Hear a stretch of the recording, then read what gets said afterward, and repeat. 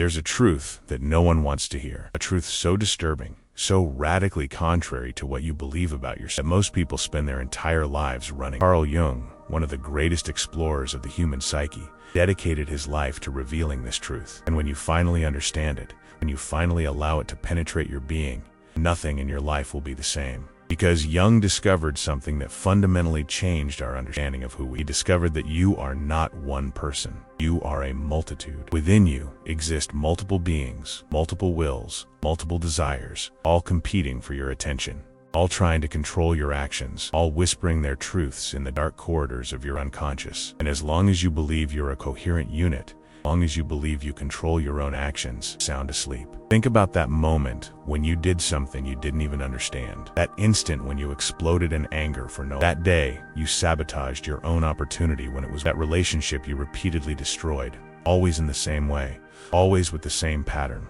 as if you were trapped in a cycle you can't. You wonder why? You wonder how you could do something so irrational, so contrary to your own interests, so different from what you believe yourself to be. The answer Jung offers us is simple but profound. It wasn't you, shadow. It was that part of you that you don't know, part you repressed, that part you were taught to deny from the moment you were born. And as long as you continue to ignore that part, as long as you continue to pretend it doesn't exist, it will continue to control you. Jung was not a distant theorist, an intellectual who spoke about the unconscious without ever having descended into it. He was a man who literally explored the abysses of his own psyche and returned transformed. When he separated from Freud, he broke with the master who had guided him. He didn't just lose a colleague, he lost security, he lost certainty, he lost the structure that had sustained him. And instead of clinging to that security, instead of attempting reconciliation, Jung did something few have the courage to do. He descended. He entered an existential void so profound that it could have completely destroyed him. Instead, this void liberated him. Because it was in this void, in this absolute darkness, that Jung finally found the courage to look inward, to confront what Freud had ignored, to explore layers of the unconscious that no one had mapped before. And what he found there was revolutionary, disturbing, and it was absolutely true. Jung whispers a truth to us that modernity insists on ignoring with all the force of its institutions, structures, its social conventions. There is a part of you that remains awake while you sleep.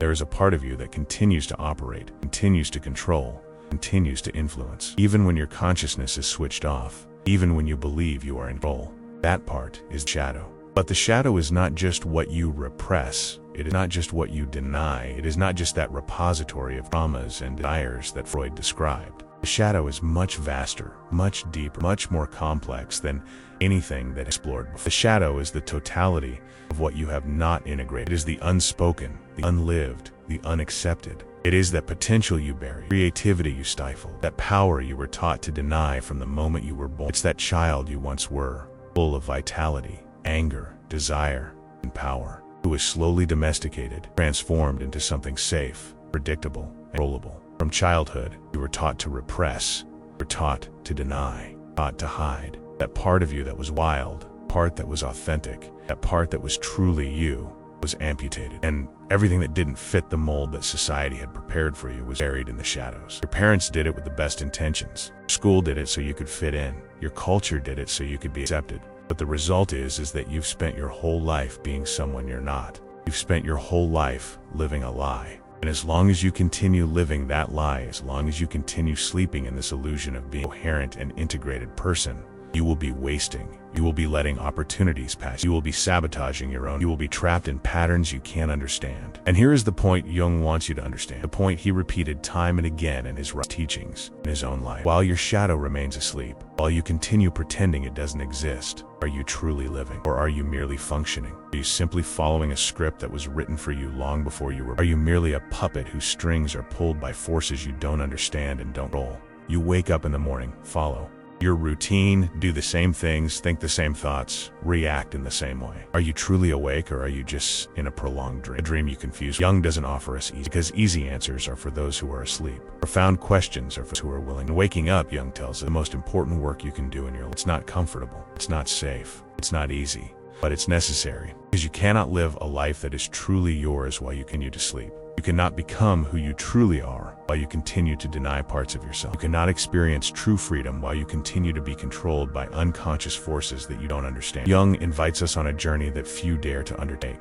It's not a geographical journey, not a journey to some external place. It's a journey into the interior of the self, to that unexplored territory that dwells within each, that abyss you're afraid to look directly at. It's a journey into the shadow. It's a journey into the unconscious, a journey into yourself. This journey, Jung promises, will transform you in ways you never imagined possible. It will awaken abilities you didn't know you possessed. It will unleash a potential you had repressed.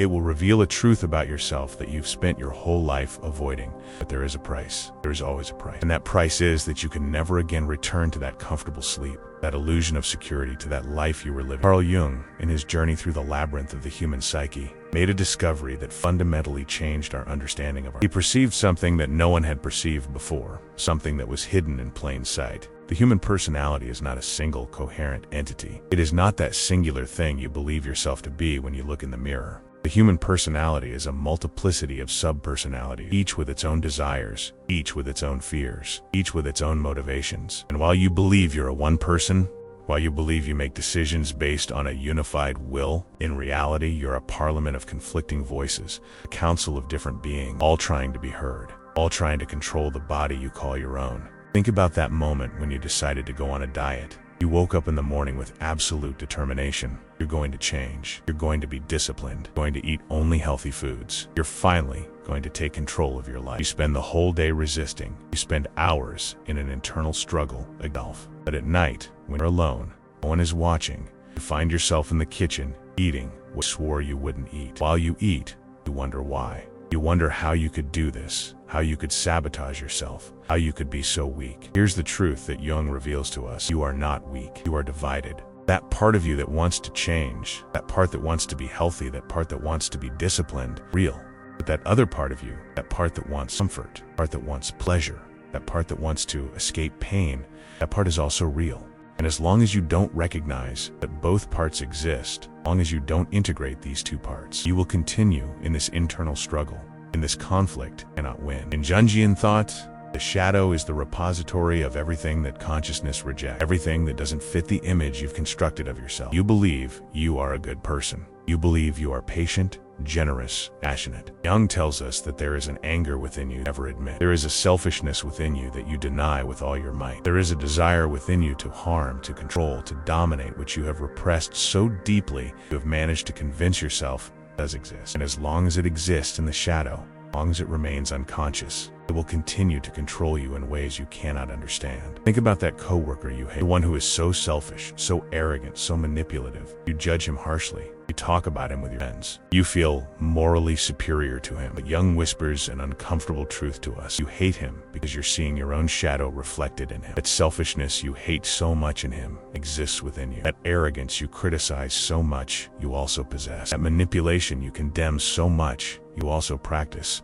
only in more subtle, more disguised, more socially acceptable way. The shadow is projected onto others because you cannot see it in yourself. It becomes visible in others because you have denied it in yourself. And as long as you continue projecting your shadow onto others, as long as you continue hating in others what you cannot accept in yourself, you will remain trapped in this cycle of judgment, anger, and separation. But Jung went far beyond that. He understood something revolutionary. The shadow is not inherently evil. This is one of the great distortions of thought. The shadow contains both the negative and the positive. It contains the anger you repressed, but also the passion you stifled. It contains the fear you deny, but also the wisdom you ignore. It contains that creative potential you buried, that power you were taught to deny, that vitality you sacrificed in the name of social acceptance. The shadow is the totality of your unrealized potential, the fullness of your humanity that you were conditioned to deny. Jung observed that modern life, with its rigid structures, its social expectations, narrow definitions of what is acceptable,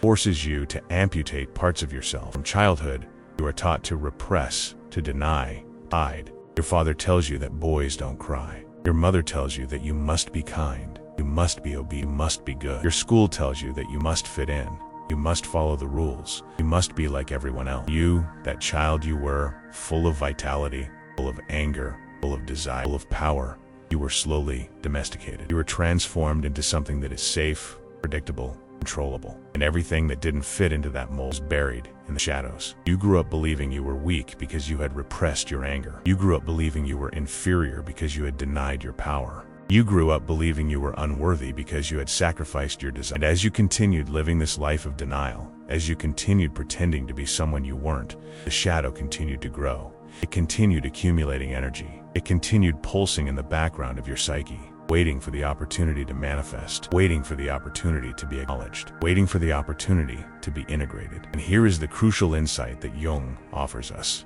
The insight that changed everything. The shadow doesn't disappear just because you ignore it. It doesn't dissolve just because you deny it. It remains there, pulsating, influencing, controlling. It emerges in your dreams. It manifests in your automatic behaviors. It projects itself onto the people you hate. It sabotages your relationships, your career, your life. Forces you to relive the same dramas over and over again. You finally wake up, until you finally recognize that it exists, until you finally integrate it. Jung observed that people who seem truly alive, have a magnetic presence, who radiate authenticity, are those who have somehow managed to integrate aspects of the shadow. They are not perfect. They are not good in the conventional sense. They are real. They are whole. They possess an integrity that comes from accepting their totality, not from denying parts of themselves. When you meet them, when you are near them, you feel something different. You feel a real presence. You feel an authenticity that is rare in the modern world. And this authenticity, this reality, comes from the fact that they are no longer divided against themselves. They are no longer at war with their own shadow.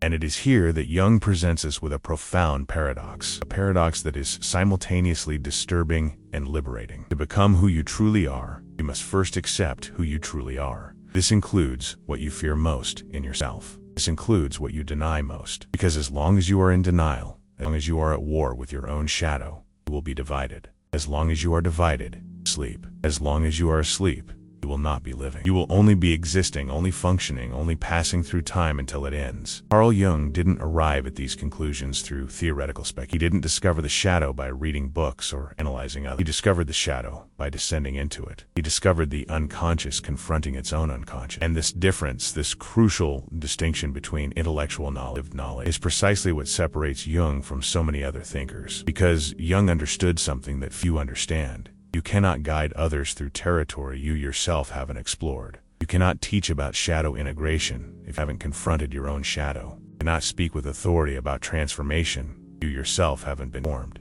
And that's exactly why Jung did what he did. He descended. When Jung separated from Freud, when he broke with the master who had guided him, he didn't just lose a professional colleague. He lost security. He lost structure. He lost the certainty that he was on the right path. Freud had been his guide, his mentor, authoritative voice that told him what to think, how to interpret, what the truth was. And when Jung began to question, when he began to have his own ideas and to explore territories that Freud had declared off limits, the rupture was inevitable. But this rupture wasn't just professional, it was existential. Because in losing Freud, Jung lost the ground beneath his feet. He entered a void that could have completely destroyed him. But instead of fleeing from this void, instead of attempting reconciliation, Jung did something few have the courage to do. He embraced it. He descended into it. And it was in this void, in this absolute darkness, that Jung finally found the courage to look inward, to confront what he had repressed, to explore layers of the unconscious that no one had mapped before. What Jung did during this period of his life was revolutionary. He developed a technique he called active imagination. It wasn't meditation. It wasn't visualization. Something much more radical, was a direct dialogue with the unconscious. Jung would sit alone and allow images to emerge from his unconscious without censorship, without control, without judgment. And then he would talk to these images, question them. He listened to them. He drew them. He wrote them. And through this process, through this continuous dialogue with his own unconscious, Jung began to bring to light what had remained in darkness. But what he found there was disturbing.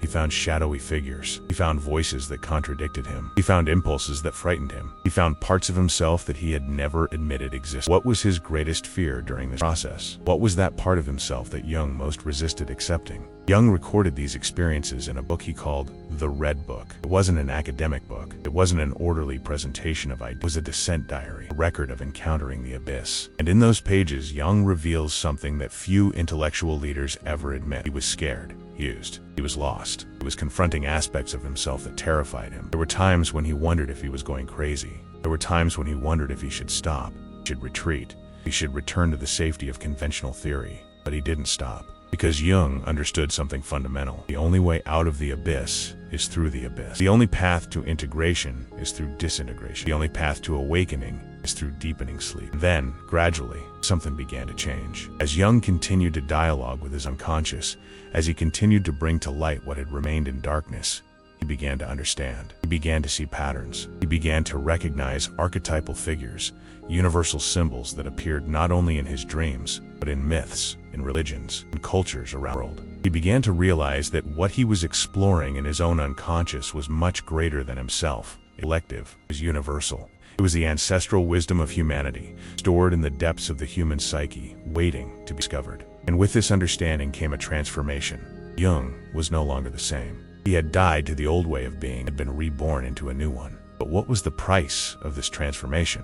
What did Jung have to sacrifice to achieve this understanding? Jung lost Freud's approval. He lost the recognition of the traditional psychoanalytic community. He lost the security of being aligned with orthodoxy. But what he gained was infinitely more valuable. He gained authenticity. He gained integrity.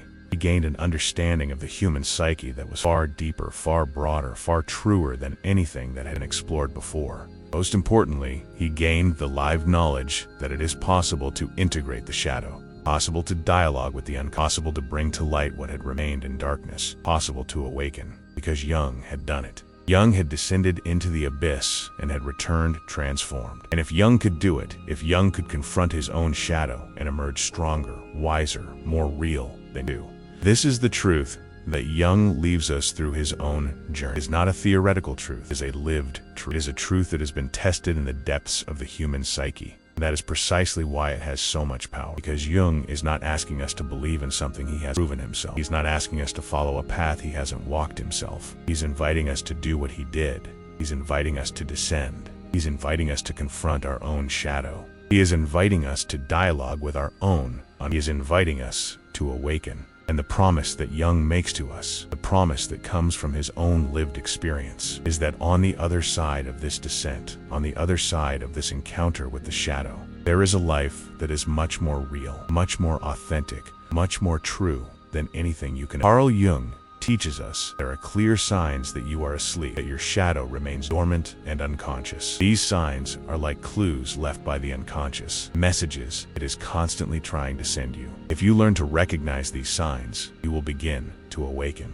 But here's the problem. Most people spend their entire lives ignoring these signs. They're all around you, in every moment of every day. You don't see them because you haven't been taught to see them. You've been taught to ignore them, to explain them, to rationalize them. You've been taught to sleep. The first sign, according to Jungian understanding, is impulsive reactivity. You find yourself reacting to situations in ways you can't rationally comprehend. Something happens and you explode. Something is said and you freeze. You do something and then wonder why you did it. These reactions aren't coming from your conscious mind, coming from a much deeper place. Jung called these reactions complexes. A complex is a pattern of emotions, memories, and perceptions that cluster around a central theme, usually related to a trauma or an unmet need. When a complex is activated, you are no longer in control. You are being controlled. You're asleep. Think of that person you know who always explodes when someone mentions money, or that other person who freezes when someone criticizes. These aren't conscious choices. These are automatic reactions. These are the shadow in action. The second sign is systematic projection. Jung understood something that is both simple and revolutionary. What you most deny in yourself is exactly what you most see in others. You hate that colleague who is selfish, but in reality, you are hating the selfishness that exists within you and that you cannot accept. You judge that friend who is cowardly. You are judging the cowardice that exists within you. You criticize that person who is manipulative. You are criticizing the manipulation that exists within you. Projection is the mechanism through which the shadow manifests itself. It becomes visible in others because you cannot see it in yourself. And here is the most disturbing aspect of truth. The more intensely you hate something in a person, the more severely you judge, the more anger you feel, the greater the likelihood that you are looking at your own shadow reflected. Because if that characteristic did not exist within you, if that part of you were not repressed, you simply would not have such a strong emotional reaction. You would simply observe without judgment, without anger, with fear. The third sign is the repetition of patterns. Jung observed that people tend to relive the same dramas over and over again, as if trapped in a cycle they can't break. You enter relationships that always end the same way. You get job after job, but always leave for the same reason. You try to change, but always revert to the same habits. You promise yourself you'll never do it again, but a few months later, you find yourself doing exactly the same. This is not coincidence. This is not bad luck. This is the shadow repeating its script. Because as long as you don't integrate the shadow, as long as you don't understand what it's trying to tell you, it will continue to force you to relive the same drama until you finally wake up. It's as if there's an invisible force inside you, determined to make you live the same lesson over and over again until you finally learn it. Most people never learn. Most people spend their entire lives reliving the same patterns, never understanding why. The fourth sign is a lack of authenticity, what Jung called an inflated persona. The persona is the mask you wear, necessary for society. When the persona becomes so rigid that you forget it's a mask, and you start to believe that the mask is you, and you are deeply asleep. You are one person at home, another person at work, another person with your friends, another person with your family. You are a chameleon, changing color depending on the context. You're an actor on a stage, playing different roles in different scenes. But what is the real color? What is the real you? If you can't answer that question, if you can't identify a consistent center that remains the same in all contexts, then your shadow is asleep. Because the real you, the one that is integrated, the one that is authentic, the one that is real, remains the same regardless of the context. It doesn't change color. It doesn't change. It is consistent because it is true. The fifth sign, and perhaps the most important in the Jungian view, is the absence of meaning. Jung believed that human life has a purpose, that there is a calling within each of us, a vocation that is unique to us. When you are asleep, when you are living the life you have been conditioned to live instead of the life you were destined to live, you feel an existential void. You have success, you have relationships, you have everything you supposedly should want, but still, you feel empty. You feel like you're living someone else's because you're living the life your sleeping shadow has allowed. You're living the life that has been approved by society, by family, by culture, but it is not your life. And this lack of meaning, this existential void, is the clearest sign that you are asleep. But here's the most insidious aspect of these signs. You've probably recognized several of them in yourself. You've probably seen yourself in some of these descriptions. Now you're starting to wonder, sleep? Is my shadow really asleep? Am I really living the life I thought? And the answer Jung offers us with a mixture of compassion and brutal honesty. Probably yes, because most people are asleep.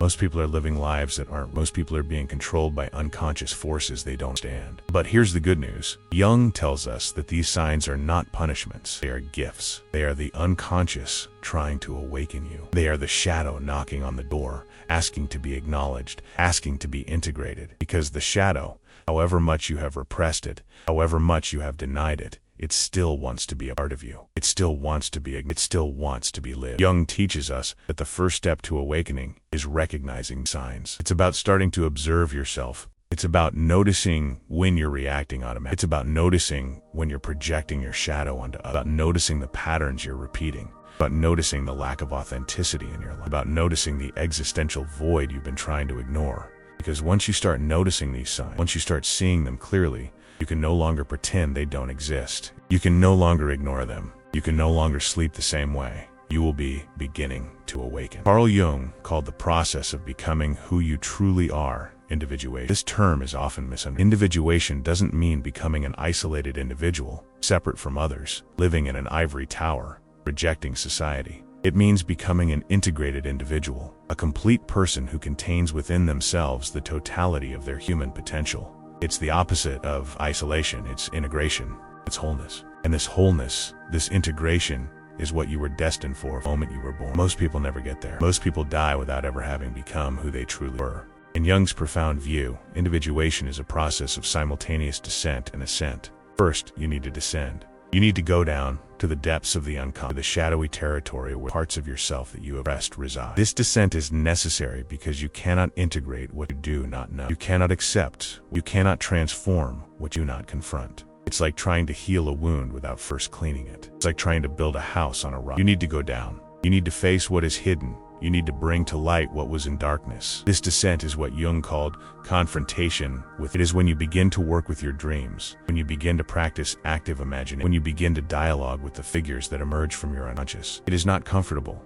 It is not easy, but it is necessary. As you descend, As you begin to explore the depths of your psyche, you encounter archetypal figures. You encounter the shadow, of course, that part of you that you have repressed, that part that you have denied. But you also encounter other figures. You encounter the anima, or the animus, depending on your sex, which represents the contrasexual side of your psyche, that side that you have been taught to deny. You encounter the sage, which represents wisdom and understanding, that part of you that knows, that understands, that sees beyond illusions.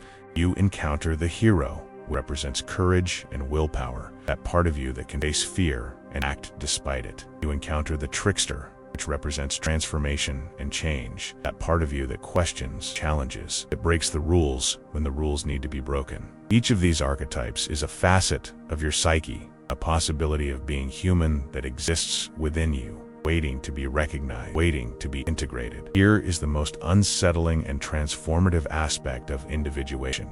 Integrate these figures. As you recognize them as parts of yourself, you begin to change. You begin to access capabilities you didn't know you possessed. You begin to live with an authenticity you've never experienced before. But this change isn't always welcome, because as you become more real, as you become more authentic, you begin to not tolerate what you tolerated before. You begin to question relationships you had accepted. You begin to question jobs you had considered fulfilling. You begin to question the entire life you had built. And this questioning, this doubt, this refusal to accept the status quo can be unsettling for those. Because when you begin to awaken, when you begin to become real, you become a threat to those who are still asleep. Jung teaches us that individuation is not a linear process. It's not as if you descend once, integrate everything, and then never have to face shadow again. Individuation is a continuous process, spiral that goes deeper and higher. Because as you become more conscious, as you integrate more of your shadow, new layers are revealed, possibilities emerge. New aspects of your psyche demand to be. The journey never ends. But here is the promise Jung offers us. Each turn of this spiral brings you closer to who you truly are. Each integration makes you more complete.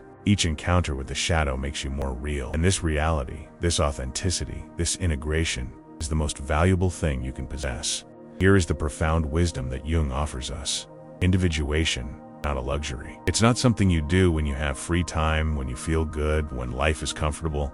Individuation is an existential need. It's what you were destined to do. It's the purpose of your life. Because you are not here just to live a comfortable life, to make money, to have superficial relationships, to accumulate possessions. You are here to become who you truly are. You are here to integrate your totality. You are here to awaken. And when you finally understand this, when you finally accept this responsibility, your life changes. Your relationships change because you no longer tolerate what you tolerated before. Your work changes because you no longer accept what you accepted. Your relationship with yourself changes. Finally know yourself. And this change is not always comfortable. There are people who will not like this transformation. There are relationships that will not survive. There are structures that will collapse. There is security that you will lose. But there is also a freedom that emerges, an authenticity that flourishes, a life that finally becomes your own. Jung tells us that when you do this work, when you truly commit to individuation, you experience something that is simultaneously death and you die to the old way of being, born into the old way of being, the one controlled by the shadow, the one lived for others, the one that was a lie, it dies. And on the other side of this death, other side of this transformation, there is a life much more real, much more authentic, much more powerful than anything you can. There is a price. There is always a price. And that price is responsibility.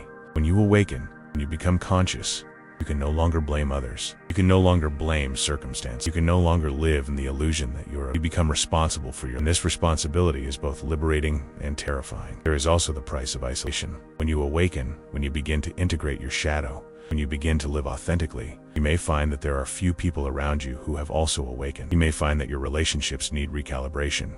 You may find that you need to let go of people you love because they are unwilling to awaken. You may find that you need to leave environments you know because they cannot support who you are becoming. This is painful, but it is necessary, because you cannot live an authentic life in an environment that demands you be fake. You cannot become who you truly are while you are surrounded by people who need you to be. Carl Jung, in his contemplative wisdom, offers us a truth that is simultaneously disturbing, liberating. When your shadow awakens, cease to exist. It is not death in the conventional sense. It is not the end of biological life. It is death in the alchemical sense, in the spiritual sense, in the existential sense. It is the end of one way of being and the beginning of another. You die to the illusion of being a coherent unity. You die to the belief that you are only what your consciousness tells you. You die to the security of the persona. That mask you wore, so familiar, so comfortable. You die to the life you were living, the life that was lived for you, the life you were conditioned to live. And this death is necessary. It is not optional, not something you can avoid indefinitely. Because as long as you continue sleeping, as long as you continue denying your shadow, you will be living a living death. You will be existing without truly living. You will be functioning without truly being. And this is a much sadder, much emptier form of death than the death that precedes rebirth. But this death is not the end. It's a transition, metamorphosis. Because as you die to the old way of being, you are born into a new one. You are born into authenticity. You are born into integrity. You are born into freedom. You are born into the life that is truly yours, not the life that was imposed upon you. And that life, that authentic life, that life that is truly yours, is far more vibrant, far more meaningful, far more real than anything you can imagine right now. Because when you finally stop living for others, when you finally stop living for society, when you finally stop living for what you believe you should be, you begin to live for what you truly are. And that difference, that fundamental change, everything. Jung invites us to understand that human life has phases.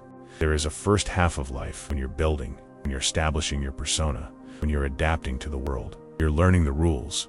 You're trying to fit in. You're trying to be accepted. This is necessary. This is appropriate for that. But there is also a second half of life. You need to do the opposite work. You need to dismantle what you have built. You need to question what you believe. You need to integrate what you repressed.